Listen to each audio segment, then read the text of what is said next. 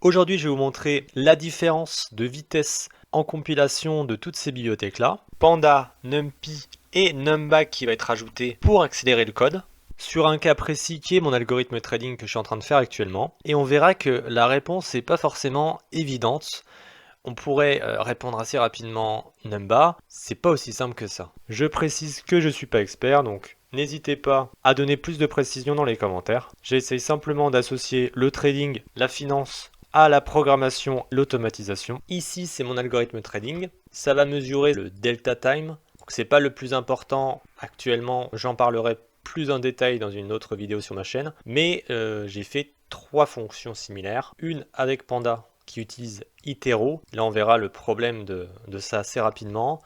Une autre avec NumPy, puis une autre avec NumBack qui accélère NumPy.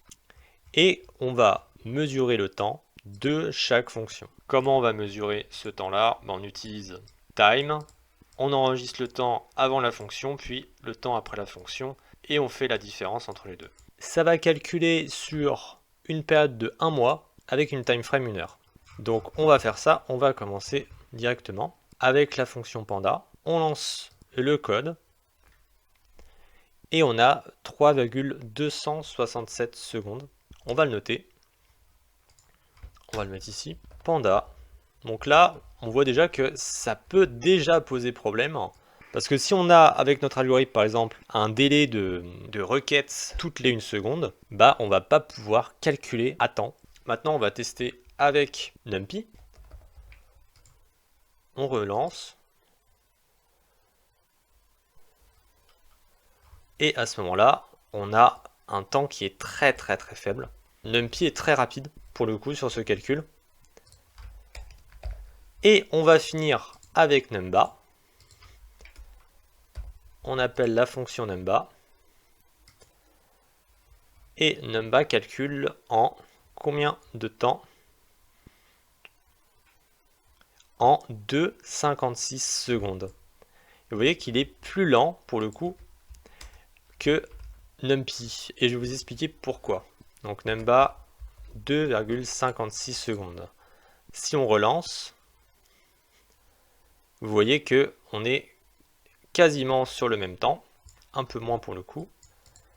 Alors, il faut comprendre quoi par là? Pour commencer, Panda, on l'a vu, c'est lent et du coup, c'est très bien pour structurer ces données, mais absolument pas pour faire des itérations dessus. Surtout avec des boucles forts, là, ça devient très lent.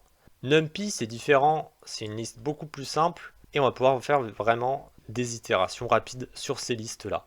Numba, c'est différent, ça va faire un truc en plus sur la première lecture, donc ça va compiler et ça va faire en sorte que les prochaines sont plus rapides. Et c'est là où on n'a pas pu profiter de Numba parce qu'on l'a fait qu'une seule fois.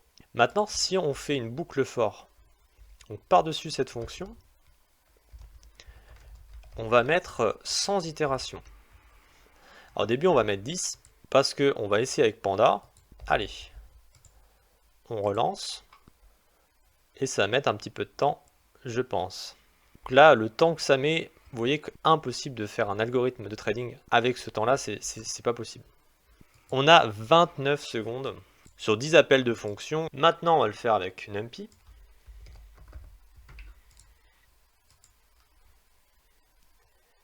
On lance. NumPy, on a un temps qui est toujours très faible, de 0,15 secondes. Et maintenant, on va le faire avec Numba.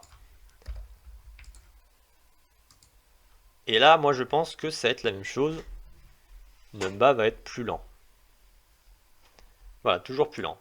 Donc là, on arrive à... voilà. Alors moi, je précise que j'ai un ordinateur qui est pas très puissant. C'est un processeur Ryzen 5, donc c'est vraiment pas puissant. Maintenant, on va le faire avec 100 itérations. Et là, on comprend que je vais pas le faire avec Panda, parce que ça mettrait beaucoup trop de temps. Mais on va le faire avec, premièrement, NumPy. Là, on arrive toujours sous la seconde. Et maintenant, on va le faire avec Numba.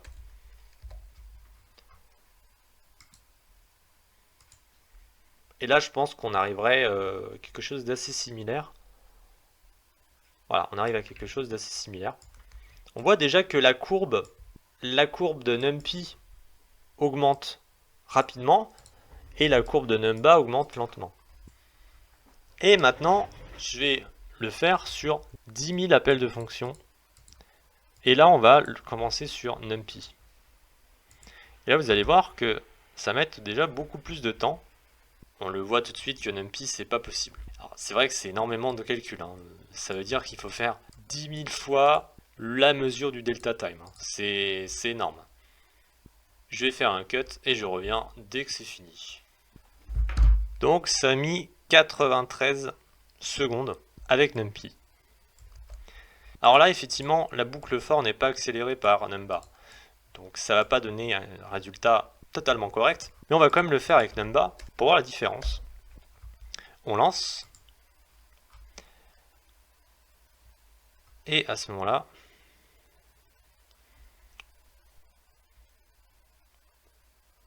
on a 4,46 secondes Numba. Voilà, donc on comprend que avec une compilation grâce à Numba, on arrive à un temps qui est beaucoup plus faible. Et en fait, la courbe s'inverse encore. Plus il y aura d'appels de fonctions, plus la différence sera énorme.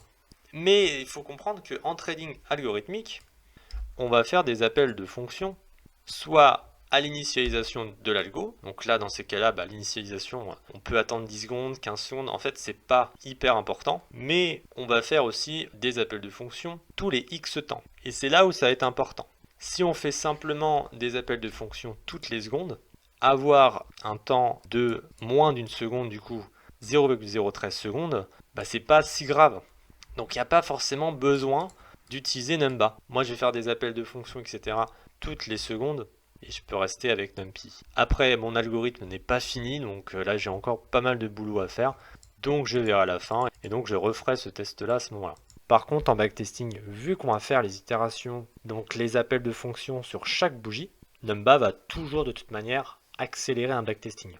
Donc ça serait bête de se priver de Numba. Donc on a résumé Panda pour faire de la structure de données et potentiellement des petites analyses, NumPy pour faire des calculs et d'être déjà très rapide, et rajouter Numba à NumPy pour tout ce qui va être longue séquence d'itération. Avec Numba, on peut parfois atteindre des performances proches de celles du C++, donc c'est loin d'être ridicule. C'est pour ça que Python aujourd'hui peut très bien être utilisé en algorithmie sans aucun problème.